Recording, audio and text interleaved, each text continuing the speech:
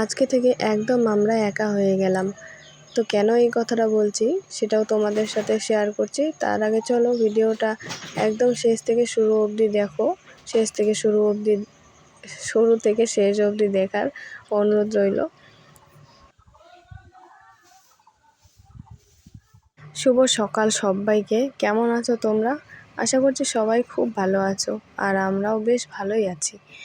আজকে হচ্ছে শনিবার, আর এখন বাজে সকাল 6টা। সকাল সকাল ঘুম থেকে উঠে ঝাড় দিচ্ছি।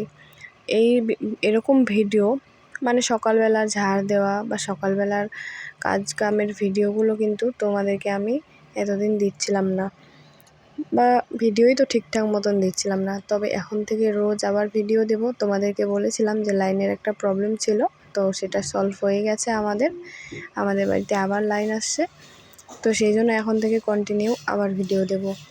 তো দেখো এখানে আমি ঝাড় দিয়ে নিচ্ছি। আর এই যে ভাঙাচোরা গেটটা, ভাইও কিন্তু ঘুম থেকে উঠে গেছে, আর ভাঙাচোরা গেটটা ভাই খুলেছিল। তারপরে এই যে বাইরেটা ঝাড় দিয়ে নিচ্ছি। আর বাইরে ঝাড় দিতে গিয়ে দেখি এতটা পরিমাণে মানে আম পড়েছে, গাছের আমগুলো সব পড়ে যাচ্ছিলো। এই যে তারপরে দেখো এখানে ভাই যাচ্ছিল কাজে, তারপর দেখো এই যে বেড়াটা পড়ে গেল। আর এখানে দেখতে পাচ্ছ একটা ব্যাগ। তো ব্যাগটা কার আর কিসের জন্য বলো তো? ব্যাগটা হচ্ছে ভাইয়ের জন্য। তো কেন একা হয়ে গেলাম সেটাই তোমাদেরকে বলি চলো।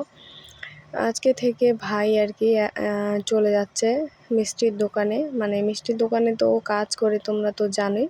অনেকেই জানো, অনেকেই বা জানো না। তো বলে রাখি যে ও মিষ্টির দোকানে কিন্তু কাজ করে, সকালে যায় আর রাত্রেবেলা করে কিন্তু বাড়ি আসে।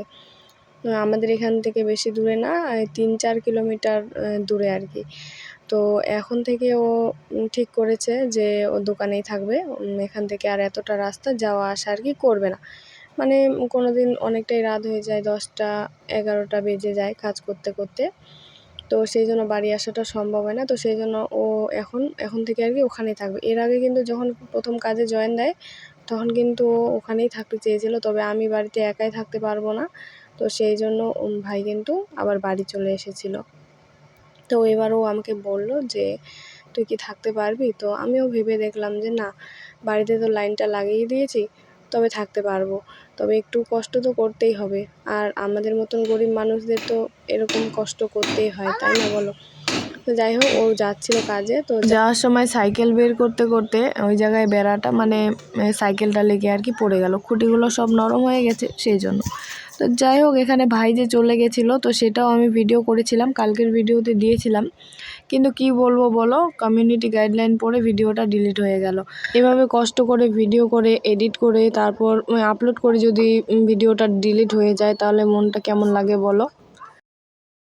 এর আগে আরেকদিন ভিডিও দিয়েছিলাম পিঁড়ি ভাঙার নিয়মের ভিডিও, তো সেই ভিডিওটাও কিন্তু দেখলাম যে 3-4 দিন পর আর কি কমিউনিটি গাইডলাইন পড়ে গেছে। তো কেন এই সমস্ত পরে কিছুই বুঝতে পারি না। তো যাই হোক, এখানে দেখো ভাই চলে গেল, তারপরে আমি আমার কাজগুলো সমস্ত কিছু সেরে নিচ্ছি।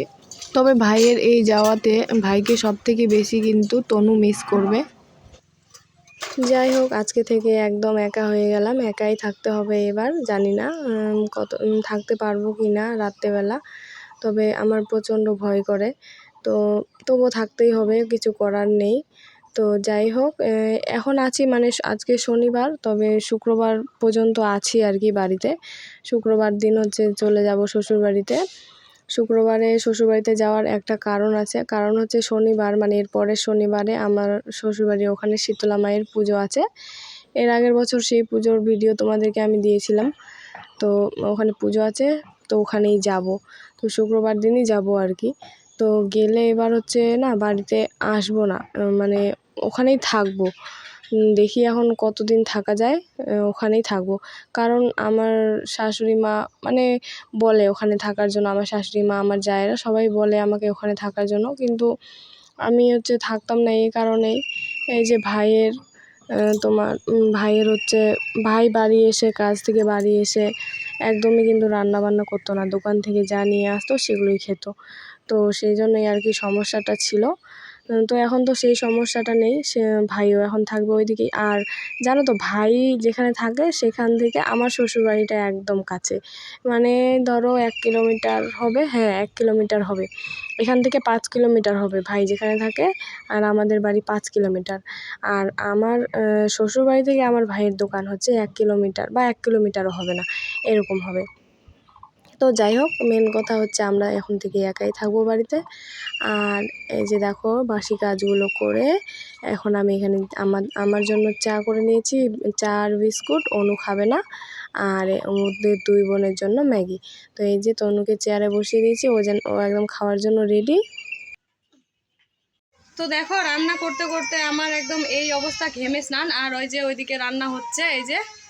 আর চলো তোমাদেরকে রান্নাঘরটা দেখে। আর দেখতে পাচ্ছ ওখানে তনু কিন্তু কান্নাকাটি করছে। এই দেখো রান্নাঘরের অবস্থা, একেবারে মনে হচ্ছে ঝড় হয়ে গেল।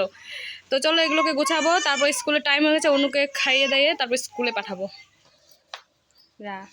রান্নাঘর পরিষ্কার করে খাওয়া দাওয়াও করে নিয়েছি। আর খাওয়া দাওয়া করে তারপরে এই যে অনু চলে যাচ্ছে হচ্ছে স্কুলে। তারপরে আমিও স্নান করে নিয়েছিলাম। আর স্নান করে কাপড় কয়টা ছিল, কাপড়গুলো ধুয়েছিলাম। আর জানো, কলটা না এতটা শক্ত হয়ে গেছে যে মানে কল পাম্প করাই যায় না, এরকম আর কি। তো যাই হোক, স্নানটা করে নিয়েছি। স্নান করে এখন অনুকে স্কুল পাঠিয়ে দিয়েছি। তারপর তনু ঘুমিয়ে গেছে, তনু ঘুমিয়ে গেছে। তো সেই জন্য এখানে আমি একটু চিরুনি করে নিচ্ছি আর সিঁদুর দিয়ে নিব। আর তারপরে হচ্ছে কয়েকটা ভিডিও বানাবো, মানে রিলস ভিডিওগুলো আর কি বানাবো।